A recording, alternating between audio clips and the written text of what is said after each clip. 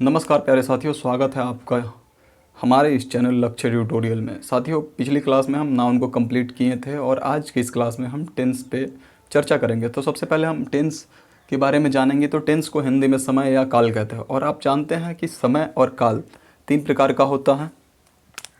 एक टाइमलाइन यदि हम बनाएं तो समय या काल जो है वो तीन प्रकार का होता है। पहला वर्तमान काल, जिसको कहते हैं प्रेजेंट टेंस, प्रेजेंट टेंस। दूसरा होता है पास्ट काल, पास्ट टेंस, जिसको कहते हैं भूतकाल। तीसरा होता है फ्यूचर टेंस, फ्यूचर टेंस, जिसको कहते हैं भविष्यकाल, भविष्य काल। अब हम पास्ट टेंस की चर्चा करते हैं। तो पास्ट टेंस किसको कहते हैं? जो बीता हुआ समय है, जो बहुत पहले बीत गया हो या बीत गया हो सीधा, उसी को हम पास्ट टेंस कहते हैं। बीता हुआ समय। एक और हम टाइमलाइन बना के बताते हैं। जैसे कि यदि हम बात कर रहे हैं तो यहाँ यदि हम पास्ट टेंस को लें, पास्ट, यहाँ प्रेजेंट और इसको फ्यूचर, इसको यदि फ्यूचर ले तो जो हम अभी जो वर्तमान में खड़े हैं, हम अभी वर्तमान में खड़े हैं और जो हमारे आने वाले टाइम है उसको फ्यूचर कहेंगे। आप सभी को पता है जो हमारे आने वाले टाइम है उसको फ्यूचर कहेंगे और जो बीता हुआ समय है उसी को पास्ट टेंस कहेंगे। और हम वर्तमान में खड़े हैं तो वो जो वर्तमान समय चल रहा है उसी को प्रेजेंट कहते हैं, जो बीत गया हो उसको पास्ट कहते हैं और जो आने वाला हो उसको फ्यूचर कहेंगे। दोस्तों, ये सभी चार चार प्रकार के होते हैं, प्रेजेंट टेंस, पास्ट टेंस और फ्यूचर टेंस। पहले इसको हम यदि ले तो past indefinite, past continuous, past perfect और चौथा पास्ट परफेक्ट कॉन्टिन्यूअस। ऐसे ही ये हो जाएगा present indefinite, present continuous, present perfect और प्रेजेंट परफेक्ट कॉन्टिन्यूअस। फिर यहाँ future indefinite, future continuous, future perfect और फ्यूचर परफेक्ट कॉन्टिन्यूअस। प्रत्येक टेंस चार चार प्रकार का होता है। टेंस के अंतर्गत हमें इन्हीं चार चार प्रकार के जो टेंस है उसके बारे में समझेंगे, उसका स्ट्रक्चर समझेंगे और टेंस उस स्ट्रक्चर के अकॉर्डिंग हम ट्रांसलेशन बनाना सीखेंगे। किस तरीके से इस तरीके के क्वेश्चन करेंगे जैसे कि पुलिस के आने से पहले चोर भाग चुका था, ये भी क्वेश्चन टेंस के अंतर्गत आता है। ये भी क्वेश्चन हम टेंस के अंतर्गत ही करेंगे। तो सबसे पहले हम प्रेजेंट टेंस पे चर्चा करते हैं। प्रेजेंट टेंस,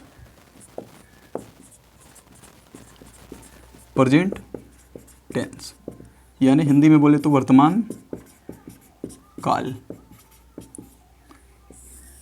हमने बताया कि प्रेजेंट टेंस हो या फिर पास्ट टेंस हो या फ्यूचर टेंस हो, ये सभी चार चार प्रकार के होते हैं। तो प्रेजेंट टेंस का पहला जो होगा वो सिंपल प्रेजेंट या प्रेजेंट इंडेफिनिट,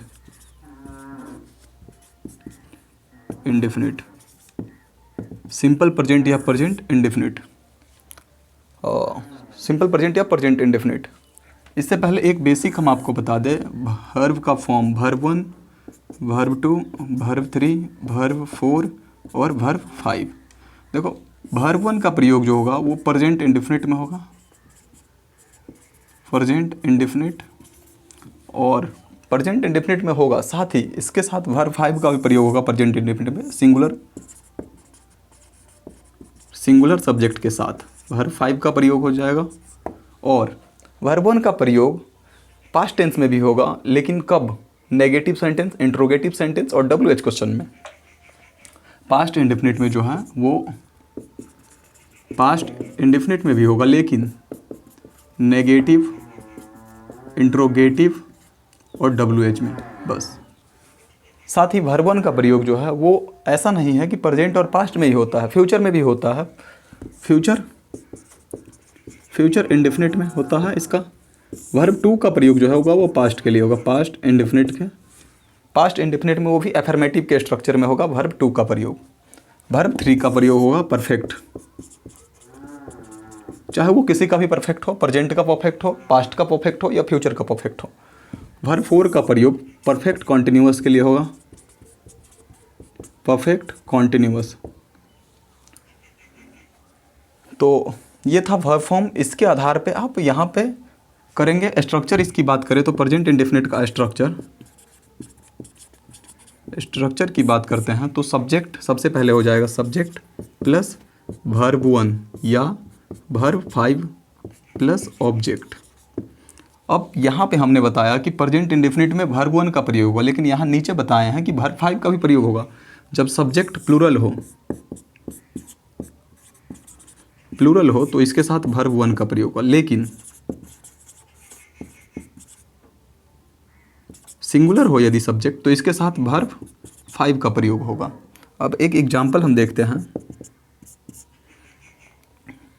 इसका अगर पहचान चिन्ह भी अगर आप लिखना चाहे तो ता है, ती है, ते हैं। अब एक एग्जाम्पल देखते हैं कि वह खेलता है। एग्जाम्पल है वह खेलता है, तो वह खेलता है लड़का के लिए है तो यहाँ ही का प्रयोग करेंगे। अब ही खेलना का हो जाता है प्ले। अब यहीं पे कंडीशन फंस रहा है कि ये ही जो है वो सिंगुलर है या प्लूरल है। तो आपको पता है ही जो सब्जेक्ट है वो सिंगुलर है, तो इसके साथ जो होगा वर्ब का प्लेज हो जाएगा, क्योंकि जो है ना ये सिंगुलर सब्जेक्ट है और सिंगुलर सब्जेक्ट के साथ हम जानते हैं वर्ब का 5वां फॉर्म लगता है, तो प्ले का वर्ब 5 प्लेज हो जाता है। अगला है कि तुम किताब पढ़ते हो। कह रहा तुम किताब पढ़ते हो, तो यू, तुम का यू, और यू प्लूरल है तो प्लूरल क्या है तो इसके साथ वर्ब 1 का प्रयोग होगा, तो you read book, you read book. ऐसे बनती है ट्रांसलेशन अकॉर्डिंग टू टेंस का स्ट्रक्चर ऑफ टेंस। अगला तुम, इसी को हम यदि नेगेटिव बनाए, तुम नहीं पढ़ते हो, तो यू नॉट रीड बुक। ऐसा नहीं है कि स्ट्रक्चर अलग अलग होती है नेगेटिव का, इंट्रोगेटिव का और WH का। जहाँ नेगेटिव है वहाँ हम नॉट लगाएंगे, जहाँ इंट्रोगेटिव है वहाँ क्वेश्चन मार्क देकर बनाएंगे। अब इसी को कह दे, जैसे अगर कह दे कि क्या तुम पढ़ते हो, आ रहा है क्या तुम पढ़ते हो, तो ये जो है स्ट्रक्चर तो हमको पता है एफर्मेटिव का स्ट्रक्चर है, ये स्ट्रक्चर है एफर्मेटिव का।